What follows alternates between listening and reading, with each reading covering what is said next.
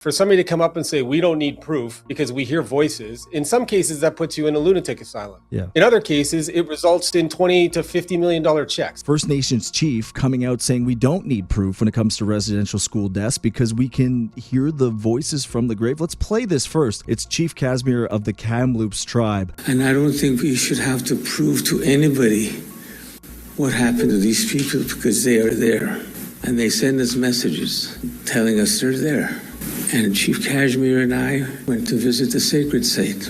You can tell they're there, right? Feel the power and the energy. How can one deny something where there is neither evidence nor proof? For somebody to come up and say, we don't need proof because we hear voices, in some cases that puts you in a lunatic asylum. Yeah. In other cases, it results in $20 to $50 million checks. We constantly underestimate how human nature will fabricate narratives for self-interest. Sometimes it's for their own identity because they want to feel virtuous. They make stuff up. Sometimes it's because they're getting checks. But to live in a Western democratic society based on common law, where proof is necessary, and then to come and say, hey, we don't need proof, and if you challenge us or say it didn't happen, you're a racist, so just keep giving us the checks. And now we're criminalizing people who have the courage to say, you know what, I don't mind being called something, I just want to see evidence before we give taxpayer money away. The amount of money we spent, $250 billion. The glaring thing that happens is crime rates have gone up, life expectancy has gone down. Like drug overdoses have almost 6 to 9x. So while we're giving out this money, the actual life and lifestyle of these people have gone down, which is inherently something I can't understand. But now turn this into oral history being more important than actual proof in law standards. And I go, this whole thing is out of whack. And can you readjust it? Or is this just a losing conversation to have out loud? What's missing when you cite your data on the money, nobody is auditing where the money is going. Because yes, the general populations of the First Nations people, they're not really benefiting, but there is an elite rich class that are not subject to auditing that is siphoning hundreds of millions of dollars of federal money. Where is it going? I think there are bad actors because any smart strategic adversary of Canada sees a giant runway to go in and disrupt Canada's unity by kind of funding this discord and taking advantage of our leadership to say, hey, we just have to accept all this because if we assert a standard of proof or even just a logical thinking process, you're a bad human. And I would love to debate somebody on this, that bad actors are taking advantage of this runway where we're not scrutinizing BS claims.